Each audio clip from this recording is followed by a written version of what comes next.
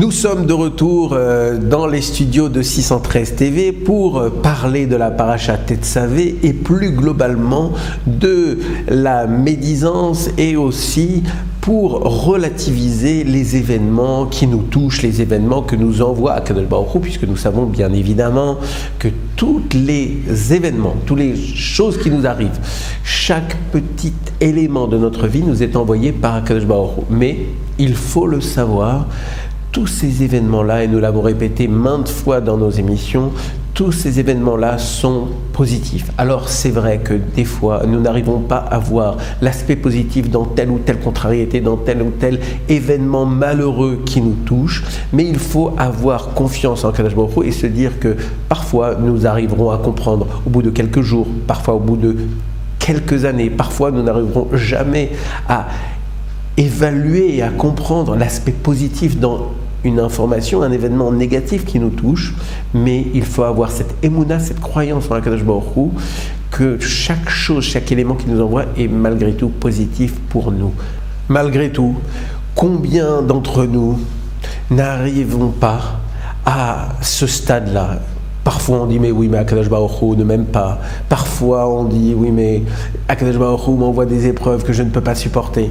Alors comment essayer de percevoir la réalité, une réalité que nous pourrions voir de manière négative, comment réussir à la percevoir de manière positive? De la même manière, nous avons une personne qui nous a provoqué de la peine, de la douleur, quelqu'un qui nous a cassé.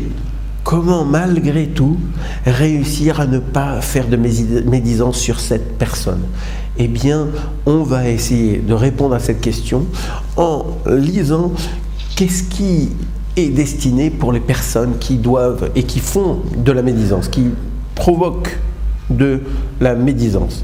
C'est marqué dans la Gemara que les personnes qui vont dire des paroles de médisance, du Lachon Hara, nous devons les jeter aux chiens. Alors c'est quelque chose qui est particulièrement violent. On jette en pâture ces personnes-là tellement ils sont repoussants.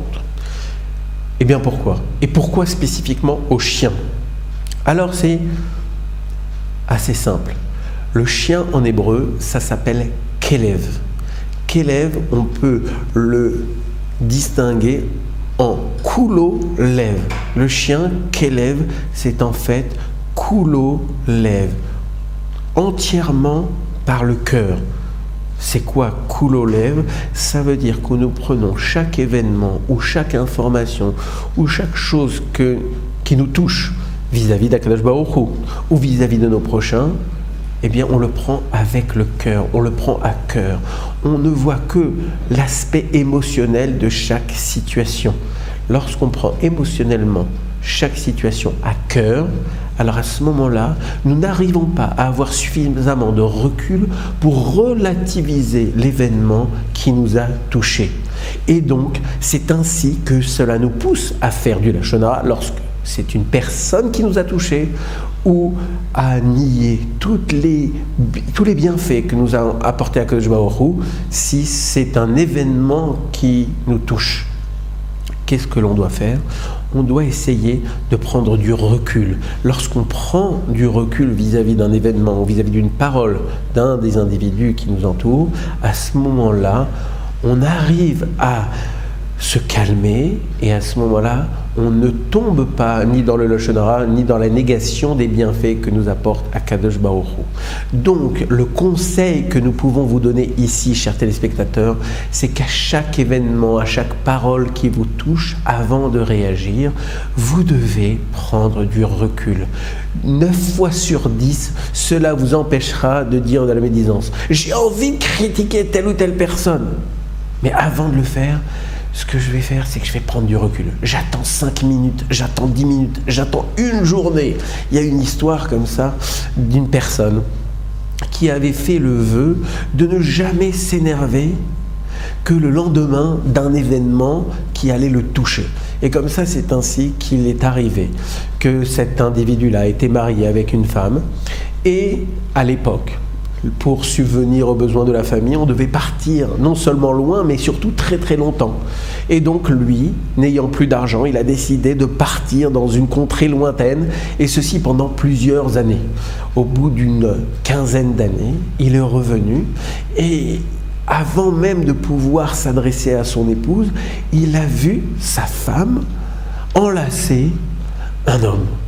À ce moment-là, il a décidé de tuer cet homme-là qui était en train d'enlacer son épouse qu'il n'avait pas vue depuis tant et tant d'années. Mais il se souvenait de sa promesse, la promesse de ne jamais réagir à chaud, de ne pas s'énerver à chaud. Il a dit, eh bien à ce moment-là, il n'y a pas de problème, je le tuerai, mais demain, si ma colère ne s'est pas apaisée. Et puis il est rentré, il s'est adressé à sa femme, et il s'est rendu compte que ce jeune homme qui enlaçait sa femme, c'était son fils. Sa femme, lorsqu'il est parti, était enceinte, il ne le savait pas. Et en fait, cet enfant est né, il a grandi, il est devenu un jeune homme. Et s'il avait réagi de manière totalement spontanée, il aurait tué son propre fils et ainsi il aurait fait son propre malheur. Eh bien, c'est ainsi qu'il a réagi, il a pris du recul. C'est à chacun d'entre nous de faire de même. Vis-à-vis des autres, vis-à-vis de notre entourage, vis-à-vis de notre conjoint, nous devons prendre du recul. Une chose me blesse, eh bien, je reste relativement de marbre, même si évidemment cela me touche, j'essaye de le relativiser. Si vous appliquez cette recette, je peux vous assurer que la majorité, si ce n'est la totalité, de vos problèmes relationnels, mais aussi de la compréhension des événements qui vous touchent, eh bien, vous allez résoudre tous ces problèmes. Donc, je vous encourage à répéter à tout votre entourage cet enseignement. Encore une fois, il n'est pas de moi, il est de Raphaïm Seraph. Personnellement, j'essaye de me le réciter pratiquement tous les jours et je peux vous dire que ça change la vie. C'est sur ces paroles qu'on se laisse. Et à partir de demain, nous allons dans une dernière intervention autour de cette parashat Tetzavé. Nous allons parler de Moshe Rabbeinu. Moshe Rabbeinu, vous savez, il est au centre du peuple juif depuis sa naissance, depuis le Sefer Shemot, depuis la parashat Shemot, mais son nom n'apparaît pas dans notre parasha. Nous allons essayer de comprendre pourquoi demain.